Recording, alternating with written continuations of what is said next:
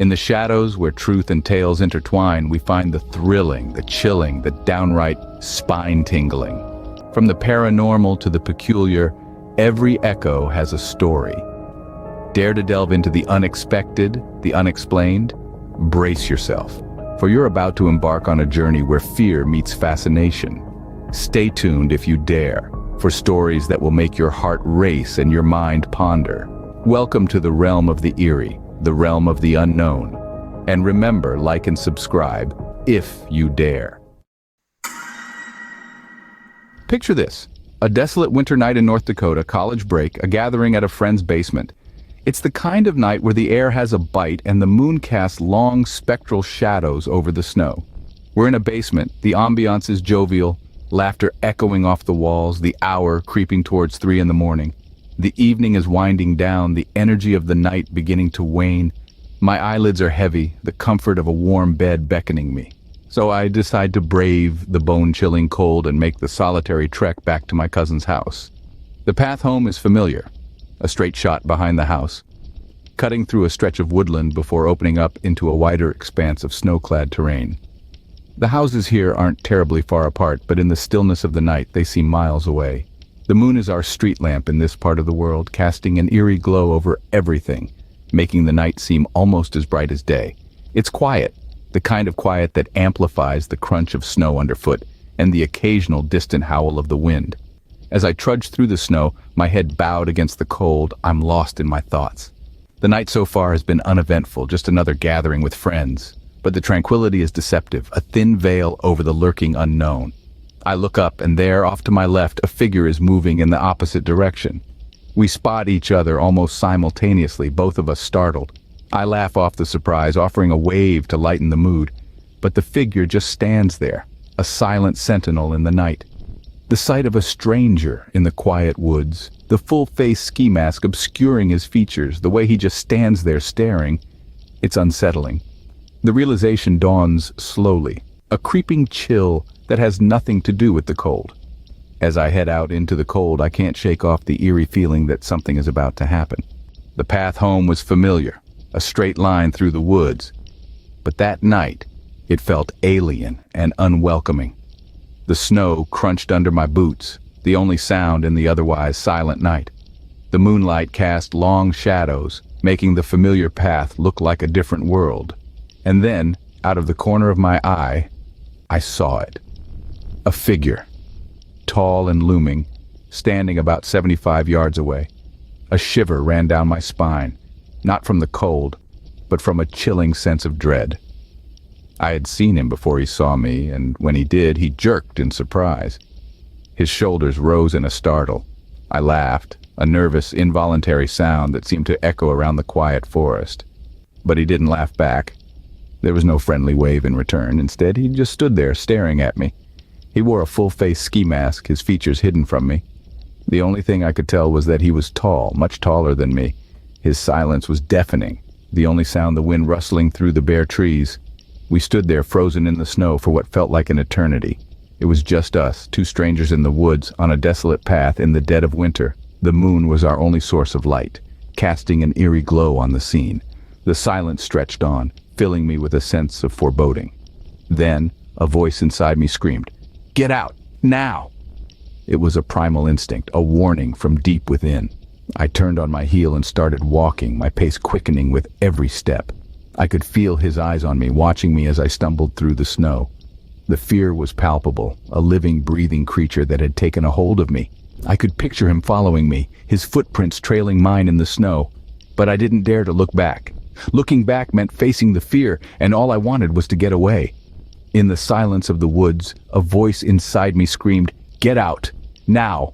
My heart pounded in my chest as I turned and began to walk away, every step echoing my rising fear. The desolate woods, once a serene winter wonder, now seemed to conspire against me, their silence amplifying the sinister undertones of the night. The cold wind bit at my face as I trudged through the snow, its icy fingers clawing at my resolve. The crunch of snow under my boots was the only sound that accompanied me on this chilling journey, a constant reminder of the terrifying reality I found myself in. With every step, my mind raced faster than my feet could carry me. I was not just walking through a snow-laden path. I was in a race against my own imagination, fueled by adrenaline and paranoia. The figure's ski-masked face was etched in my mind, his tall silhouette looming in my thoughts. My mind painted a horrifying picture. A maniac, an axe glinting under the moonlight, following my tracks with an ominous intent. The thought was so vivid, so real, that I could almost hear the crunching of his boots behind me, the whoosh of an axe slicing the icy air. The imagined threat was so palpable I could feel my heart pound in sync with the rhythm of my imagined pursuer. The fear was a potent brew, intoxicating my senses, drowning out any semblance of reason. My footprints in the snow were a breadcrumb trail, a path that could lead an axe-wielding phantom straight to me. The fear of being pursued was a specter that loomed large, turning every shadow into a potential threat, every crunch of snow into the footsteps of a pursuer. Driven by this terrifying thought, I broke into a sprint, my breath coming out in ragged gasps. The cold air burned my lungs, but fear was a potent motivator, pushing me to run faster, to escape the imagined threat. Every shadow seemed to hide a threat, every footstep in the snow a potential death sentence. The moonlit path home had never seemed longer, the fear of the unknown never more real. Finally, the familiar sight of my cousin's house loomed in the distance. Safety was just a few steps away. The icy gusts of wind that had earlier felt like an ominous whisper now seemed to cheer me on, urging me to keep moving. My heart pounded in my chest, not from the exertion of the sprint, but from the relief of escaping what could have been a deadly encounter. Bursting through the door, I was met with the confused faces of my cousins. Their laughter and chatter died down as they took in my disheveled appearance, my wide eyes, and the trembling that I couldn't suppress. I blurted out my story, my words tumbling over each other in a rush to get out. The room fell silent. The earlier mirth was replaced by a palpable tension. The reality of what could have happened, the danger that had been lurking just a short walk away, began to sink in. Sleep eluded me that night. Every creak of the house, every rustle of the wind outside sent my heart racing. I kept seeing that figure in the ski mask, standing still in the desolate woods, his silence more terrifying than any words. The fear that had propelled me home refused to dissipate. It clung to me, a chilling reminder of my brush with danger. Hours turned into days, and the dread slowly receded, replaced by a lingering unease. I couldn't shake off the feeling of being watched, of being followed. Every shadow seemed to hide a threat. Every silence seemed to echo with menace. The carefree joy of my winter break was overshadowed by the encounter in the woods. I survived that night, but the memory of that masked figure in the woods will forever haunt my dreams. The image is imprinted in my mind, a chilling reminder of the fragility of life and the lurking dangers that lie hidden in the most unexpected places. Looking back, I can't help but shudder at the thought of what could have happened.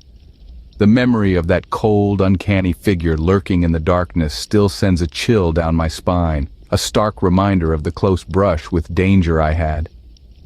I remember the paralyzing fear that washed over me, the icy fingers of dread that gripped my heart as I locked eyes with the masked stranger, the desolate woods, the biting cold, the eerie silence.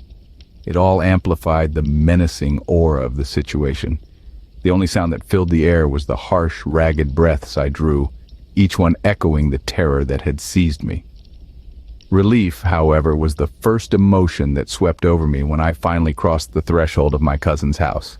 I was safe, away from the ominous figure and the chilling atmosphere of the woods, but the feeling was fleeting, soon replaced by a lingering unease that refused to dissipate. The horrifying encounter was like a specter, haunting my dreams and casting a dark shadow over my waking hours. Every creak of the house, every rustle of the leaves, every shift in the shadows, they all became menacing, a potential threat lying in wait. I've since learned to live with this constant unease, this feeling of being watched, of being followed. It's become a part of me, a grim reminder of that fateful night.